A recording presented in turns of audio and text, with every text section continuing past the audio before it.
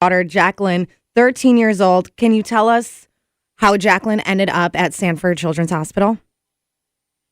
Yeah, definitely. So she ended up there due to she had a bunch of illness on and off for about 6 months over the course of March through September of last year.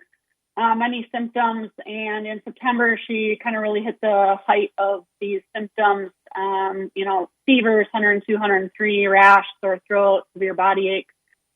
Just really couldn't function. This the first 2 weeks of school this year. And we just, kind of were wondering what's going on, started to put some things together, and our regular primary doctor just had coordinated with another doctor, and just, they decided she really needed to get into the hospital and be seen. And so that's kind of just how we ended up there, and, had wonderful care the whole time we've been at Sanford Specialty Clinics and Hospital. And how is she doing right now? She is doing actually wonderful right now. We were able to find out that she has systemic juvenile idiopathic arthritis. It's a mouthful. They call it FJIA for short.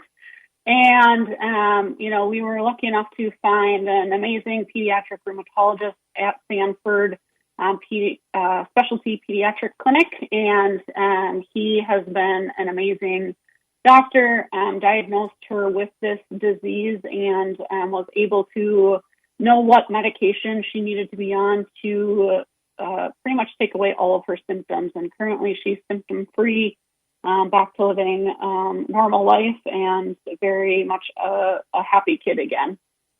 It's Y94's Cares for Kids. We're talking with Jamie right now about her daughter, Jacqueline, 13-year-old, who spent some time at Sanford's Children's Hospital. And I guess I wanted to ask you this question. Like, how long did you guys spend in the hospital? Was there extensive time?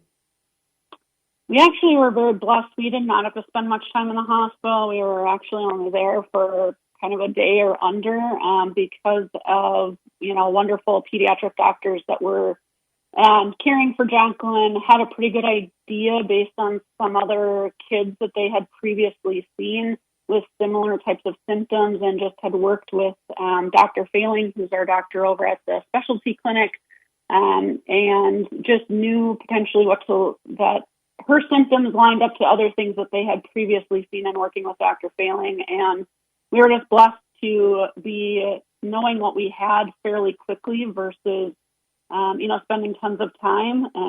Dr. Failing, who we've been working with over the last 4 months, has told me numerous times as a parent, your daughter was potentially getting very close to a specific term that they use, MAS, but it really means that she could have been an organ failure within a few days of when we got to see him. So just grateful and blessed that we had the right care and the right team to help us through all of this. When they said that she could have had the organ failure, how are you feeling? As a parent, it stops my heart, I think, every time I've heard him say it. And again, he just has mentioned it multiple times that for how sick she was, she could have been at that point. And as a parent, that's, scary, to think that my daughter maybe couldn't have been here today. So just grateful for the care that we've received, for finding out what this was at the right time, and knowing that we were able to reverse it fairly quickly in order to get her better. And did Jacqueline know everything that was going on, and was she understanding all of it?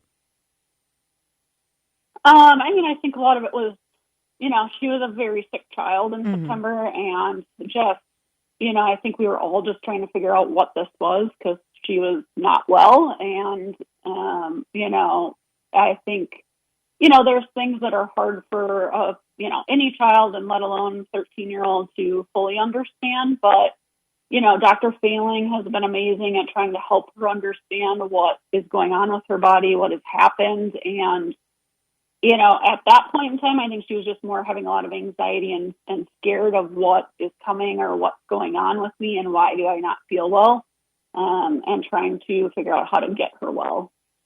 So I got to ask you this question too, because today, Jamie, is the last day of the Cares for Kids Radiothon here on Y94. So we're making that push.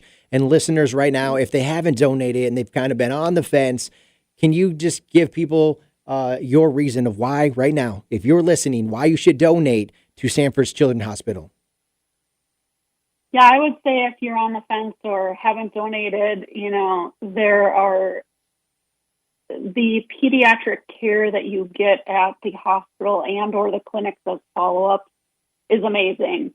Dr. Failing, who we're working with specifically, but I'm sure other doctors within the organization, he called me daily after we found out what was going on with Jacqueline. You don't find that care a lot. And to me, for those of you out there who have ever had a sick child or ever know anyone in your family that's been ill, it takes a lot out of you, and just to be able to have great care and doctors that actually care and know what is going on is beyond amazing to me. And just wish that you would donate if it's on your heart to do so, and help continue to allow kids to be able to be seen and taken care of. Well, Jamie, thanks for taking some time and talking with us and about your daughter, Jacqueline, and everything like that. And we appreciate your time. Thank you so much. I appreciate it. And best wishes on the radiothon for the rest of today. Thank you. Yeah, I'm happy they were able to get everything figured out and things are moving along for her. Yeah, thank you so much. It's the Cares for Kids Radiothon. You can donate now in honor of Jacqueline, 701-478-KIDS. Donate in honor of your kids by calling 701-478-KIDS. You're listening to the Morning Playhouse. Cares for Kids Radiothon. Your stories, your hospital, your kids. We need your help. To make a 20 by